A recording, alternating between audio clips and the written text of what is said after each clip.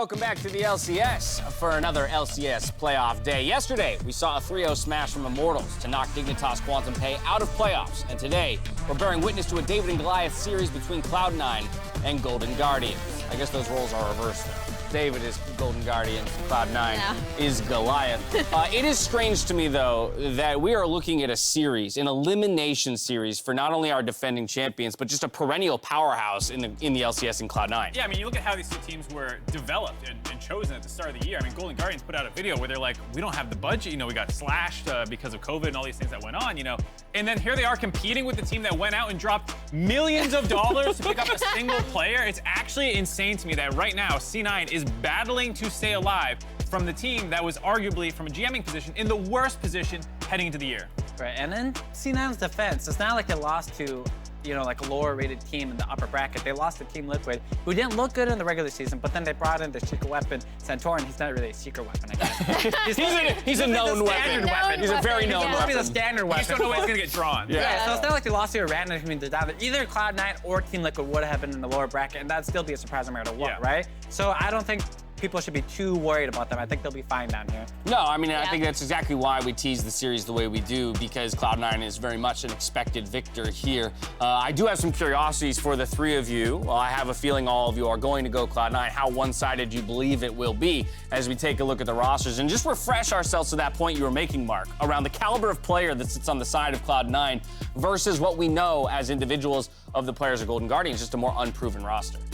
I'm going 3-1 for C9. Okay. I think Golden Guardians might be able to take a game, typically because even in the TL series, right, where we saw them, C9 take a game, TL still kept that super competitive despite, in my opinion, not the greatest draft. I think once the draft really opens up, that might give GG some windows. We know that they tend to pick some interesting off-meta things to try to get their opponents off guard. But yeah, I think it's going to be, even with that 3-1, I'm betting on a very heavily one-sided 3-1, if that makes sense.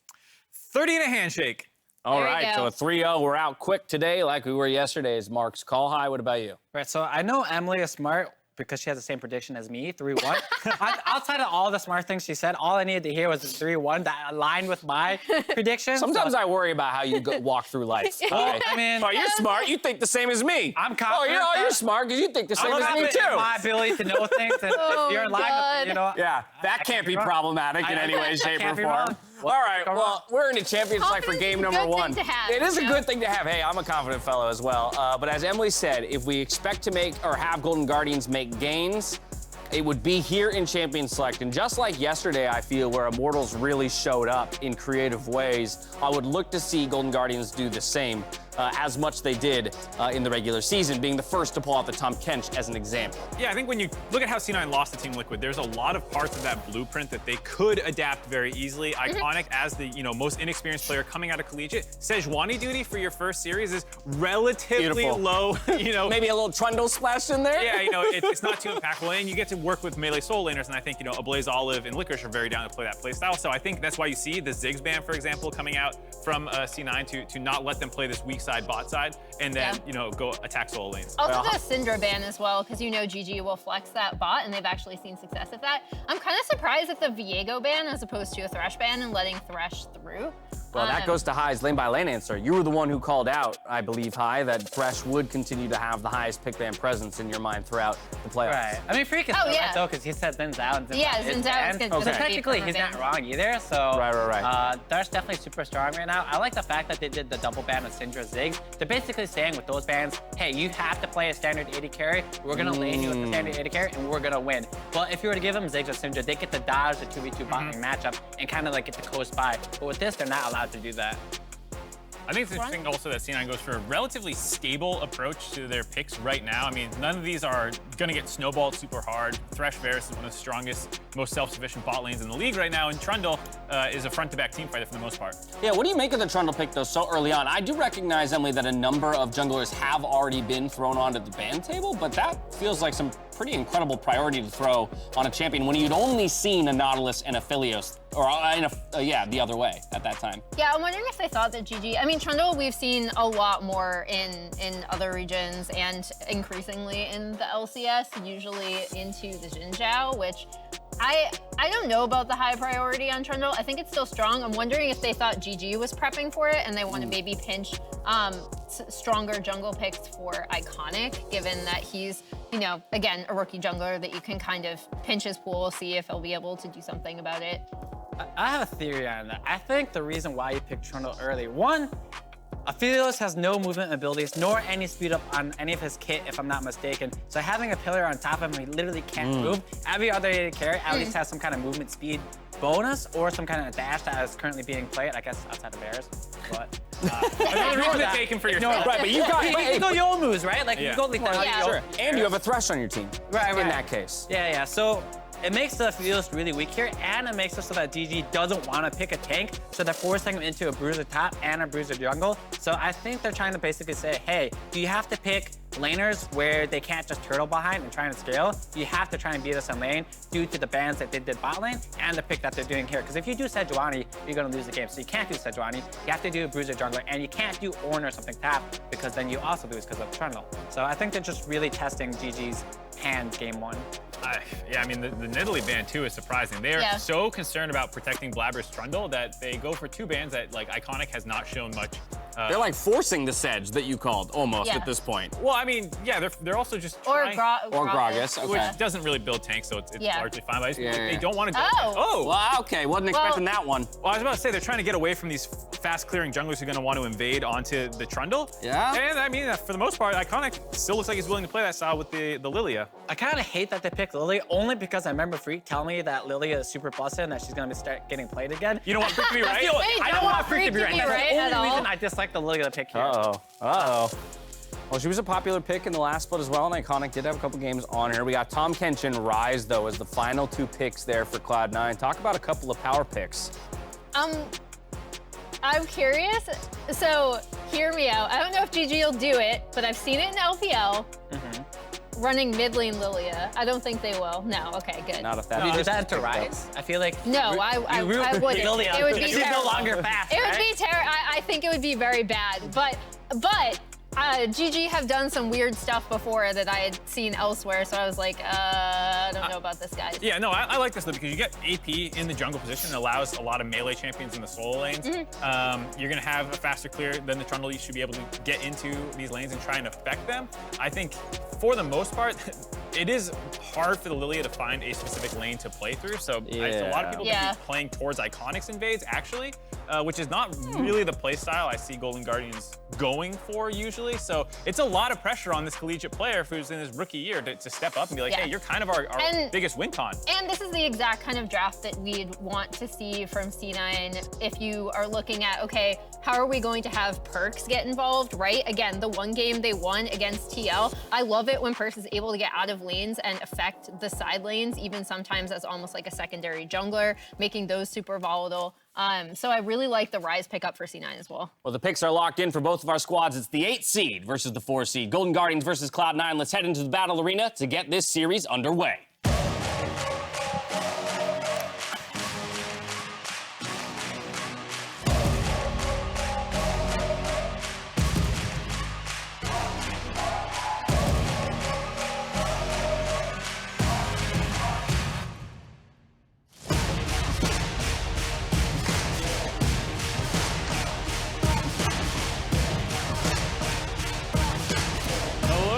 Welcome everybody as we continue our coverage of playoffs. Cloud9 Ryze have found themselves in the lower bracket after suffering a loss to Team Liquid, and they'll play up against the Golden Guardians, who are still on the miracle run. Yeah, for Golden Guardians, I mean, the fact that they made it to playoffs was stressful for them. Like, having to deal with both CLG and, of course, FlyQuest to get to this position, I mean, was already a miracle knowing how bad Spring Split was. For C9, C9 is not only expected to win this series, but do it in a strong fashion. So this one's going to be interesting. I really enjoy Golden Guardians' level of play here. I apologize in advance. Couple of tweets there from both mid laners. Amazing. Always fun to see. Perks and Blaze Olive, 2 very differently experienced players at this level of play. Hey, look at that! You want to watch those 2 tweeters play in the mid lane? You can. That's your free preview matchup here. Amazing setup. And I really enjoyed some of the interviews from Blaze Olive in particular, as he's going to have to back away, or nowhere to be found here. just talking about how he fully expected at least Spring Split to be a period in which he was just learning, growing, won't look as good, of course, but he actually really performed really well in Summer Split and would be the strongest player on this team, I would say for sure. You can make the case for Licorice when he came in, but Blaze Olive, you know, consistent throughout the split, had a fine Spring Split, and ended up getting second place, if I'm not incorrect there, in terms of the Rookie of the Year awards. So it's going to be a fun one.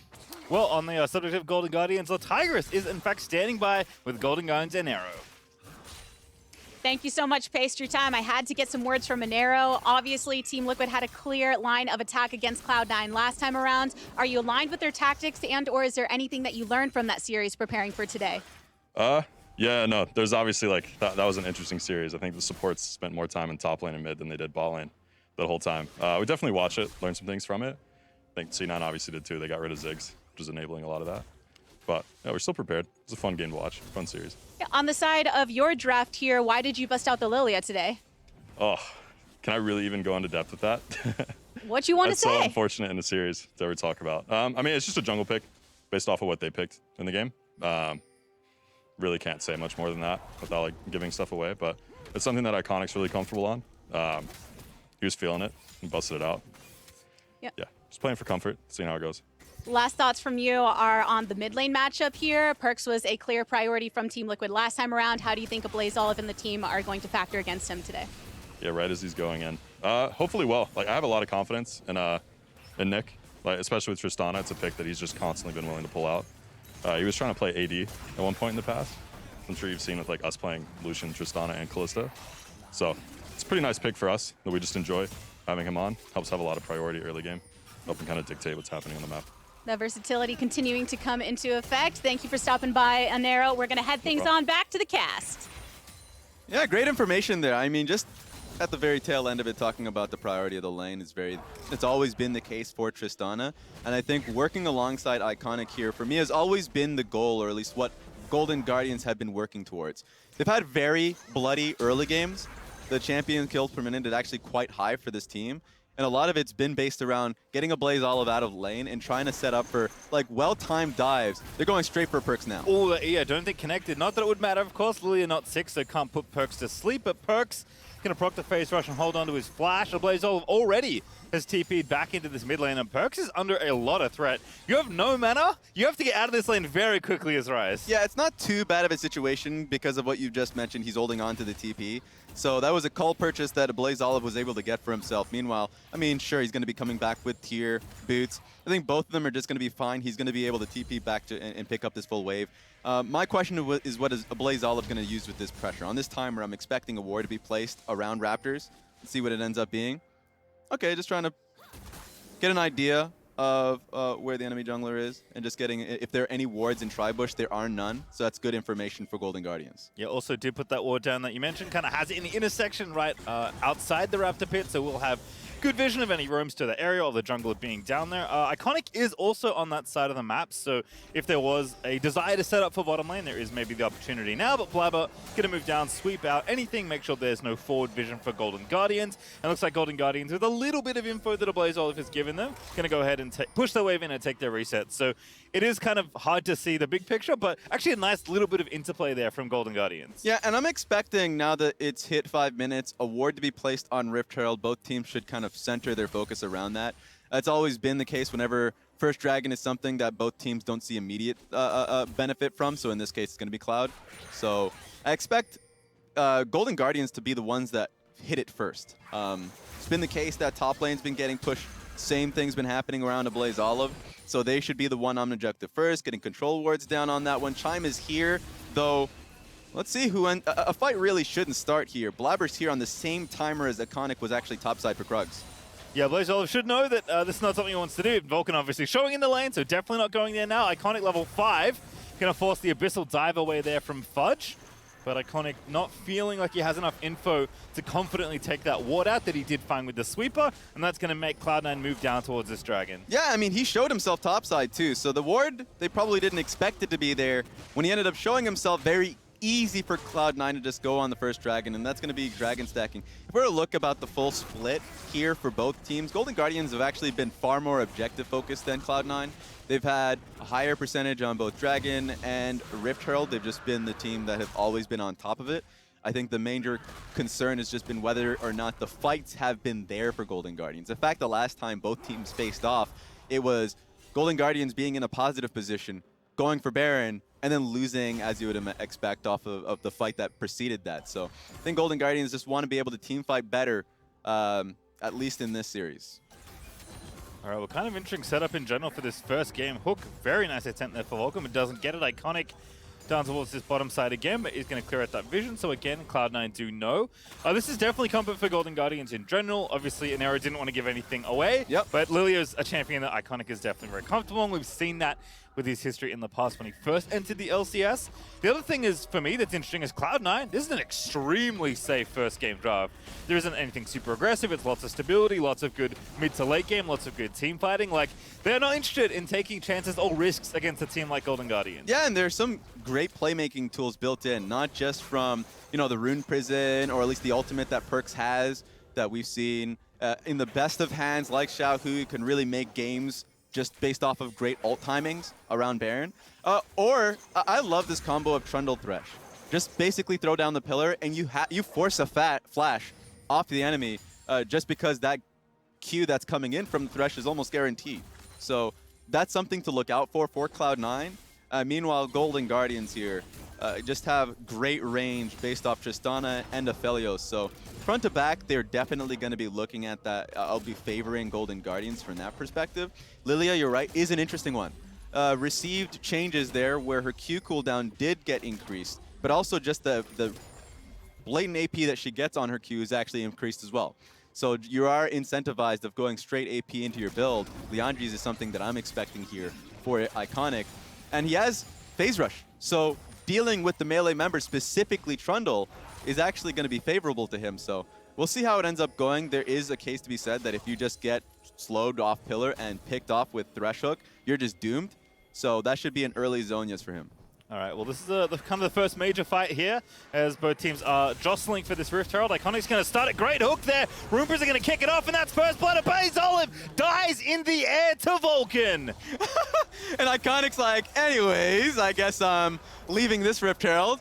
Beautifully done there from Cloud9. Just instantly, Rune Prison comes back. It was an empowered Rune Prison, and Vulcan was on it with a quick flash on that one. So perfectly placed. They're going to be the ones that are gifted Rift Herald now. And I wonder where they're going to place it, because getting Vulcan out of lane early, incredibly powerful. So I'd want the Rift Herald to be placed bot side. So take a look at this. I mean, it was flat. It was fast. The moment they saw him contesting through the bush on the left side of the map, he's like, okay, this should be an easy Rune Prison for me. It's going to cost Vulcan to flash, but I don't think any play is going to be made in any time soon. Yeah, that flash not only gets first blood goal, but gets C9 the Herald as well, which was what Golden Guardians were looking for alongside Cloud9. So very effective use there of the CC, combining and Vulcan getting out of that lane nice and early to try and affect the map. And again, this is kind of like what I expect from Cloud9. Vulcan has been very consistent, right? Fudge has as well, but yeah, he's swapped to a tank, Perkz is on Rise, and Vulcan's got the playmaker. They first picked this Thresh. Like, to me, this is putting power in the consistent hands for Cloud9 and decreasing the volatility in the game. Yeah, I mean, decreasing it with a question mark, because one thing I picked up from Inero's interview that I agreed with, I mean, when Cloud9 went up against Team Liquid, it was essentially the supports just leaving the lane, saying, all right, I'm gone. And that's what we've been seeing here from Vulcan specifically, has been constantly mid, and oftentimes with a numbers advantage over Chime, who's been there, because while Blabber's been actually around just to see if they can make a pick off of a Blaze Olive, Iconic's been the one that's been farming. So while it's resulted in Iconic being able to pick up that XP advantage and all these things, it's actually just been benefiting Cloud9 far more and making it harder for Olive to get the push. Well, as it's probably going to be the focal point of this game. We saw in the FTX gold graph just a moment ago. It is Perkz versus the Blaze Olive for that highest amount of gold. Perkz currently winning. Makes sense, given that he did just get an assist off that first blood. But that hasn't stopped the Blaze Olive from farming too much. He's going to cash in that call in, 25 CS time.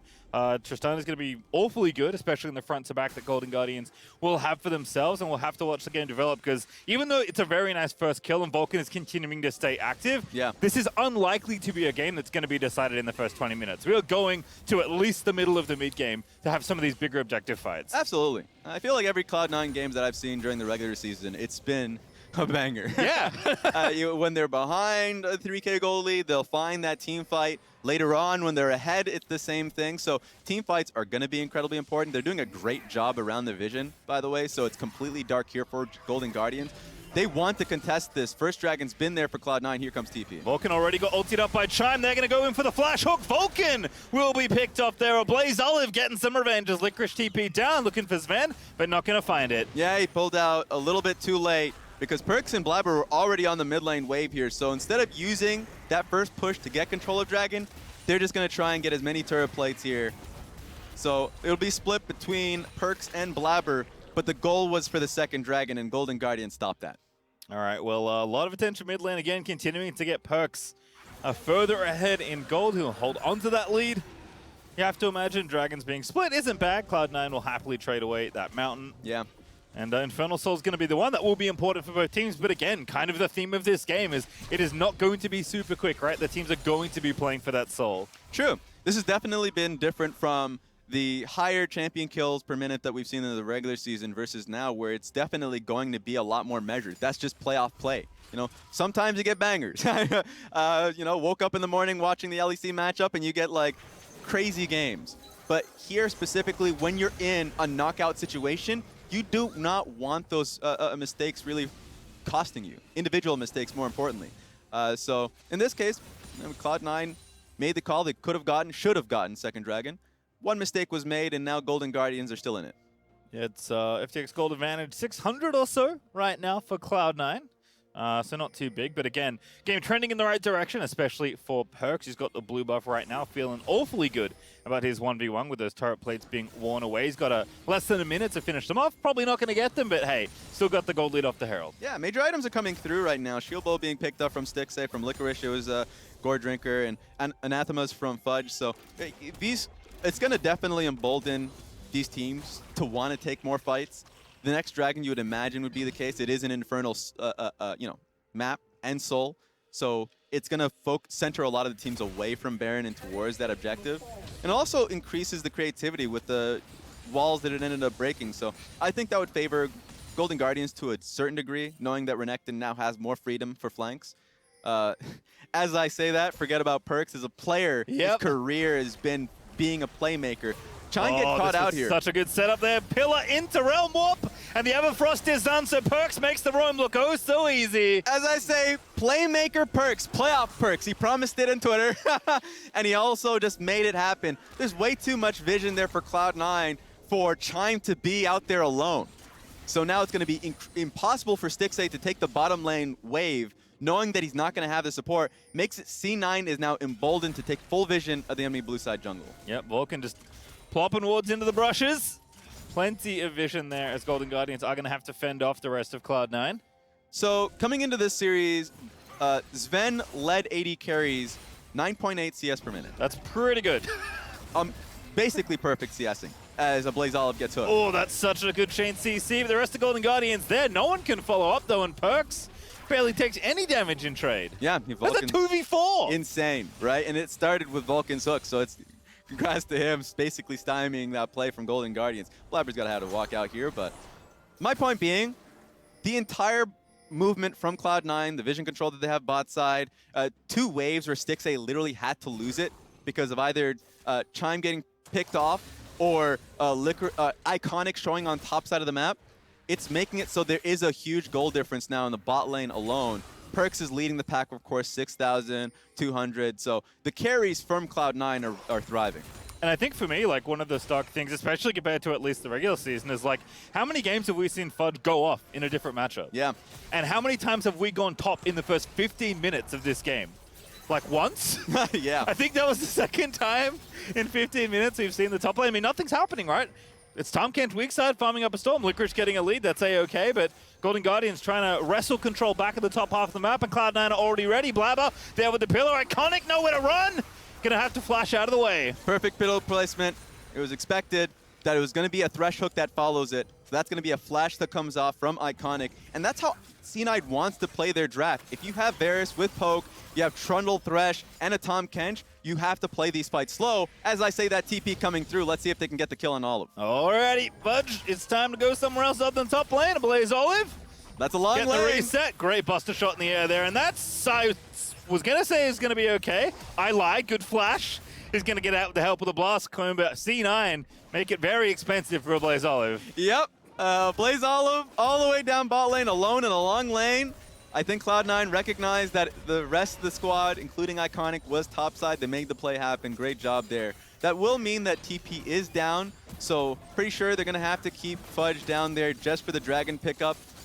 Golden Guardians are actually going to be pretty late on the map for this one, so I almost feel like they're going to have to concede the second Dragon over here. Yeah, with Licorice going for top lane turret means that that's going to be a second Dragon here for Cloud9. Yep, definitely a trade. Iconic has the Herald as well, can maybe drop it in mid lane if they want to look for that play, although with how short the distance is between mid, outer, and the Dragon, not the easiest thing to crack, but at least they'll get the gold off of Licorice taking that top lane tower, give themselves a bit more space, give Licorice a bit more gold. Yeah. But they will forfeit the Dragon as a result, and Cloud9 actually going to get a 2-for-1 deal here. Sven finishes off the mid-outer tower. So yeah, so if we just take stock mid lane turret down, which means that it's going to be even more effective for Cloud9 to invade. Oh, wait a minute. Close. Really close. Had no idea, too. You probably say that you saw Vulcan entering the space, so he didn't want to fully commit, but that was going to be a pick there on Licorice. All right, well, Herald drop. This is the play for Golden Guardians. Counter pushing mid. Herald should be able to get this nice and easily, but can try and line something up. Little more committal for Nautilus than Thresh to throw those hooks out, so not going to go for it. Just takes a safe play, gets the tower, gets the trade, and Golden Guardians keeping that gold close. All right. At least they're still in it. And I feel like, once again, it really is a game on Tristana and Aphelios and how they're positioned in fights. So if they're in a really comfortable position, then you can make a case that Vulcan's not going to be too sturdy in a fight. Blabber trying to figure out where his ultimate would go, probably on either Nautilus, especially if Aftershock's being procced, or Licorice. They're not going to be incredibly impactful, but it keeps him in the fight a little longer. But that's just a lot of constant DPS coming in from Golden Guardians, so that's something to look out for. But that's a lot of stopwatches on the side of Cloud9. That's one for Perks, another for Vulcan, so they can definitely play these fights out creatively. Yeah, I mean, very disruptive backliners on the Cloud9 side. Right? Like Tahm Kench now, just like presses W in the middle of a team fight, tries to lock down and carry, trying to just pillar someone, runs at them, right? Because, if you fight someone else other than Trundle, Divine Thunder Trundle's going to kill you, right? It's not, an assassin, but he's enough of a threat that you can't ignore him. And if you're hitting Trundle rather than trying to kill an enemy carry, chances are if frontliners are in your backline, you're not winning. And that's my concern, is the damage spread. For sure for Cloud9, it's solidified. Sven and Perks should be dealing constant damage. But from the Golden Guardian side, their sole AP is in Iconic. Iconic needs to be ahead for this game to feel really good for Golden Guardian scaling. Oh, what an interrupt. Licorice finds a stun. Go to sleep. Fudge now drowsy. And there's the bat coming in. Thick skin still available, though, and there's just not enough damage. Leandris is there, but that's not it. Yeah, not even close, honestly. He's going to be able to regenerate about a little bit of that, go back to 30% HP. And so now that's ultimate being lost there from Iconic. It's going to be pretty costly. So they're not really going to be able to defend the wards around mid, and it's going to be still Cloud9 holding control here. Where is everyone else? Looks like bottom side right now was Perks. That makes sense. He's going to be pretty permanent side laner in this game. In fact, just Everfrost the wave. Yeah. Wants to get it pushed out ASAP. I imagine a Blaze Olive, yep, he is the one to catch it. So there is a push and pull of the side laners here. But as we've kind of seen already, it is significantly less safe for a Blaze Olive to be alone in a long lane than it is for Perks. Yeah. And that's, for me, what it comes down to is for Perks, he has a lot more freedom on side lane, especially if he's in a 2v1 position. I mean, he has phase rush. So that's going to help him out. He has ultimate as well if he can play that out creatively, and all these things that are going to make him feel a little bit more safer. Where we saw when he was a Blaze Olive was getting double teamed, sure, he had his W, so he can jump out, but he needed to blow flash. So those are the kind of distinctions we got to make on side lane. And then, of course, like talking about the damage portion of it, before the skirmish happened, Iconic just needs to be ahead, and he's under constant threat of Trundle Pillar. Speaking of that. Oh, that Pillar is so sick. Iconic, though, looking to make the play, finds a two-man sleep. And ulti out there, Chime moves in, the damage is good with the depth charge, but now going golden for two. Fudge there, does devour, there is a Blaze Olive found in the backline, Iconic is going to fall down, a Blaze Olive just can't do the damage now, the back line, but the AD carries from Golden Guardians are still alive, but it is just not enough. Realm Warp forward, Perks under the towers, Ven takes out Stixay, a Blaze Olive, and that's going to be a bot lane ace in 21 minutes! All right, Cloud9 is empowered. They're hearing the criticisms, and they just slap Golden Guardians around. Big props to Fudge I saw in that last fight, protecting Perks from that Renekton flank, put him right with the rest of the team, so he was well protected on that one, and it put Licorice actually in a pretty bad position. So the initial engage came through from Chime, but no one could follow up, and that turns in now a huge win for Cloud9 and a Baron off the back of it. Alrighty, so a game that was somewhat close. Gonna feel significantly less close after that one. C9 get it all off the back of this play. Let's just take a second look at this one, because it started with a great pillar there from Blabber. Vulcan was on top of it as well. Man, he was basically stuck in the wall at the beginning of that one. Needed to use Cleanse instantly. But take a look at where they're positioned. A great ultimate there from the Thresh made it so Chime, Iconic, Stixay really couldn't push in through the crevice there and actually damage the back line. I already talked about how instrumental Fudge was in this fight, being able to protect Perks on the front half of it, so Renekton couldn't do anything, and so for the rest of this one, this is just a cleanup. Heroic cannon minion there for Perks. Realm Warping in under the tower to make sure that happened. No! All right. Kind of how it feels to be on the receiving end of that play. But Cloud9 will exit that. They were 1,000 gold ahead. Now FTX gold advantage up to 5K as Iconic looking to make plays still on the top side. 1v3 for Old Fudgy in the top lane. What a flash! Gets his way out of there. Yeah, and they didn't want to follow up on that, and partly because Licorice and Iconic just don't have flashes, so even if they wanted to, definitely can't follow up on that. So in the end of the day, that's just third dragon being picked up from Cloud9, and Fudge ducks away from another gank topside. So right now, Cloud9 has such an instrumental lead, it's insane. Yeah, it's only getting worse, unfortunately, for Golden Guardians. It's going to be a very tough siege to try and stop. Stixay busy in the mid lane has to deal with that. And they've got 2 carries, you know, that's decent wave clear, but you cannot get to the wave safely against this team. And Cloud9 is going to bust through the bottom side, take out that inhib almost. Depth charge out. TP coming through. Now the counter punch there, Licorice. Gonna get shredded to bits. Perks takes him out. Ulti out as Stixay does barely any splash damage as Fudge. He's just roaring through the front side. Vulcan again, can't miss with the hooks. It's a Blaze Off, get his way out of there with the rocket jump. But they lose the inhibs. Ven almost finds the snipe on the back end of it, and Cloud9 might just end the game on this Baron push. Oh my god, Licorice got his slice and dice canceled by the pillar. This is the best Trundle play I've seen in a while. I mean, like... Unironically, yes. Yes. Blabber and Vulcan have just been on point this game. And they're not going to go too far here. Their tempo's a little rough, but I mean, they got inhib bot side. They're going to base. Next fight almost feels like it has to be around Dragon, and that's 3 minutes away. This is a tough one here from Golden Guardians, and you know, it feels so impossible for them to take this win, even if they even like get a great team fight, because of how chunky this Tahm Kench is. He is on 2 items and is just straight armor from the rest of it. So, you know, a Blaze Olive and Stixay, the concern that we had about them not having really much damage spread is true. They just don't, they cannot pierce through the Kench. And typically, when you cannot kill the Tahm Kench, that is a problem. That is an issue. That is a very big problem. One of the reasons Tahm Kench has felt so powerful is that when he gets ahead, just kind of unkillable. Realm Warp here for Perks, very cute. Licorice the target, no flash. Can slice and dice away. Abyssal Dive, gonna miss. Licorice is like, please, somebody help me. Well. Wolves gonna block up Perks a little bit there, and Licorice does indeed get out, but the damage has been done off the back of that Red Bull Baron.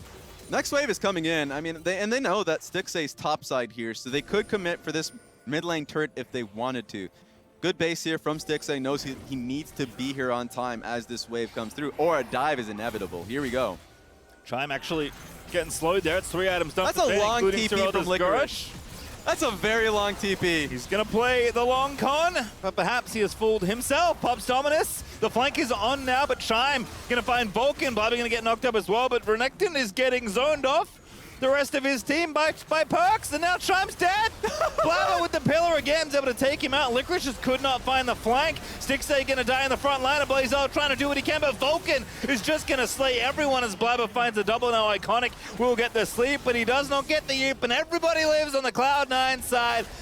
As Licorice has just left in the middle of mid lane wondering what happened. And Cloud9, they're going to take this Nexus here in game number 1. This was a fast one, 25-minute win. Another kill there, just added to the books, 13-1.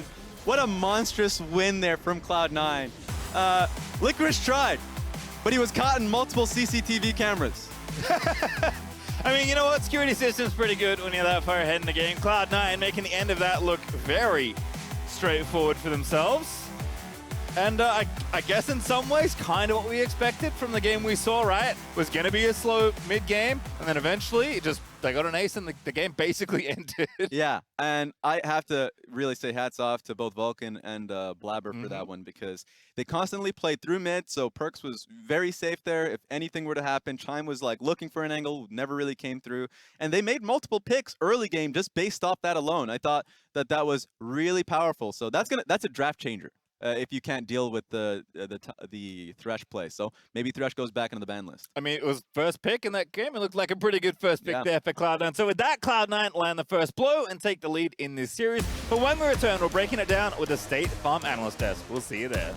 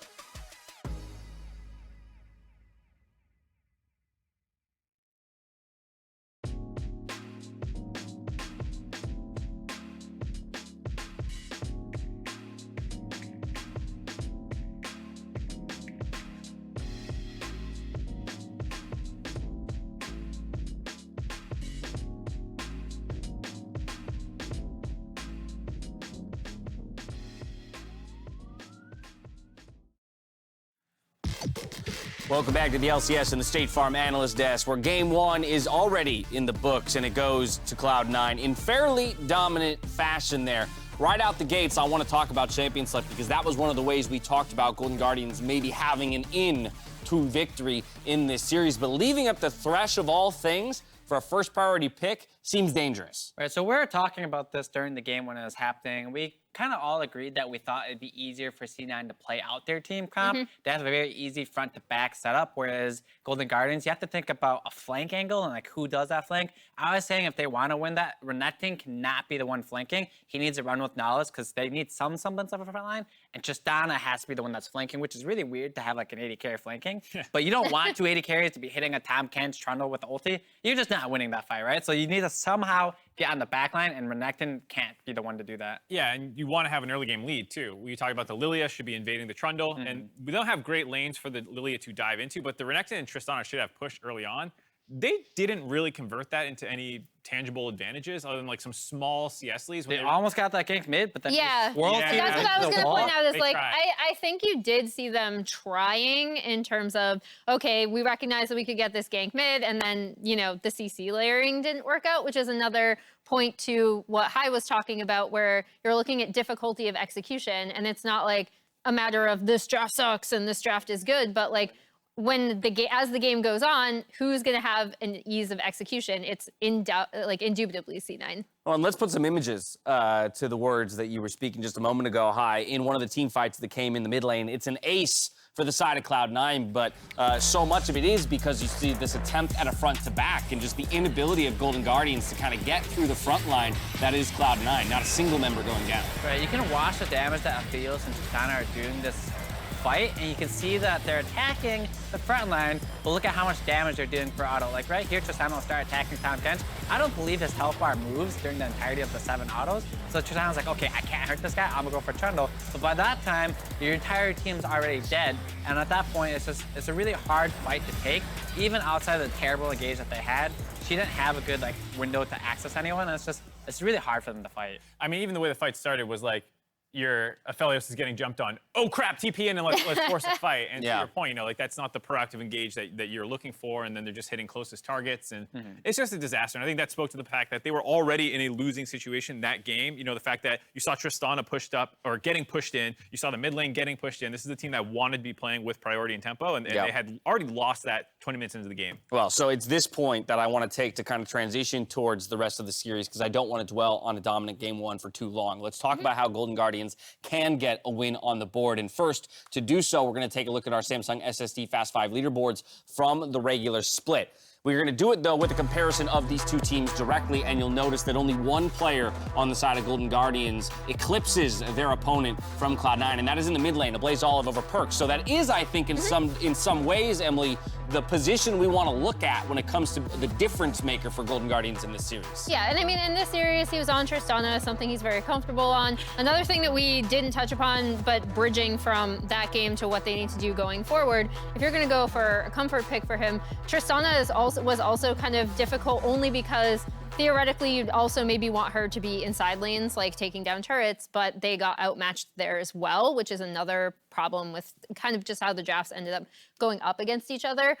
So I'd like to see them continue to focus on obvious comfort for him and stuff that he does give him lane priority and pressure and play around that. Like I pointed out that initial Lilia gank, I thought that was a good thought process of how they had to play out this composition, but they are going to get outscaled in terms of ease of execution, and I just want to see him on something similarly. I mean, even the Tristana, again, that has a lot of agency and allows him to do a lot of damage and play out these fights well, but then the rest of the composition has to be supporting that, and then they have to consider what they're going up against. I think a lot of people would just say attack Perks, he hasn't been performing well, and I want people to realize that, one, they're comparing like Perks to like his world like dominance. Like, yes, he might not be playing at the level he was when he's playing against like the best mid laners in the world at Worlds, but he's still a very competent mid laner. Yeah. Like, it's not like you're just gonna like, hey, I'm gonna 100 CS gap this guy. No, that's not gonna happen. Yeah. And in this game, they showed a lot of proactivity around him. He had a very high mid-jungle presence along with support. Even the top lane made plays with him. So clearly they realized people are like, hey, this guy people think I suck. They're gonna try and kill me. And then it doesn't work out. I mean, even to that point, the blueprint that TL had was Lee Sin, Sejuani. That's a little easier to Yeah. pull a gank off on than Tristana Lilia with no hard CC. So like, even if you did want to exploit this weakness in perks, you need to actually really commit resources into attacking it. He's not just going to hand you kills. TL worked for those kills. He should have died 4. He should have. Yeah. But that's what you're talking about execution. Like, it's a much easier Yeah. gank to turn with other tools. Let's talk resources then. Golden Guardians with side select is going to blue. So we will have them flip sides of the map with that first pick available to them, as well as a shift in terms of priority of bans from red to blue. What do we want to see Golden Guardians go for so early on? And rather, what should they starve Cloud9 of? Because it looked like Cloud9 was operating from a place of comfort there. I actually like their draft minus the Lilia. Had they had picked Gragas on 4th pick, I believe, I think their team comp would have been much better. It makes that gank mid a lot easier. Granted, landing a swirl seed isn't that hard to do, at least not into a wall, so he just messed up there. But even then, Gragas applies a lot of kill pressure in all 3 lanes. Lilia can only gank certain lanes. She isn't as flexible in the ways she can gank. So I don't think they need to change too much. They just, 1, change the jungler probably, and then 2, play it a little bit better. They didn't get slammed, for the Yeah. first swim into the Right. game. So I think to your point, it's like, all right, maybe we just do tweaks this time before you go into the full panic mode, throw out everything we tried game 1 and start from the ground up. And then the interesting thing is on blue side, I mean, they have a few picks that you probably want to take off the table, like we pointed out the Ziggs and Syndra in the initial draft, but now they also possibly get to pick the Thresh or the Jinzhou for themselves. So we'll see if the focus on Iconic's jungle pool continues with C9 on the red side. And Golden Guardians in a little bit more of a comfortable position to do what they want in draft on blue. Well, a couple of thoughts from us as Cloud9 takes the lead in this series, but for now, we're going to throw to a little treat from our friends at Grubhub. With Grubhub, your food delivery just got better. Grubhub delivers the lowest price and on-time delivery thanks to the new Grubhub guarantee. And I guarantee that you're going to love this edition of the Grubhub Taste of Local, where Cloud9's King tells us all about his love of Vietnamese food. Take a look. I come from Australia, Melbourne. I lived in a Vietnamese suburb. My parents were from Vietnam, so I generally just a lot of Vietnamese food surrounded my whole life, I guess. I quit being vegetarian was like because I missed Viet food too much. It's like my comfort. It's good to eat always. My coach Westerice has taken me to this one Viet place if we win or something. So it's like yeah, let's go. The iconic dishes, the vermicelli salad, which is just a classic. Meat, bunch of vegetables. Yeah, it's as simple as that really. I like to eat what I want to eat, and I order locally pretty much every day. Really, really good. I think the best thing about Vietnamese food is that it's very light, feels very healthy. Even though it might not be, after like 3 days of eating burgers, I'll just be like, yeah, I'll get something Vietnamese.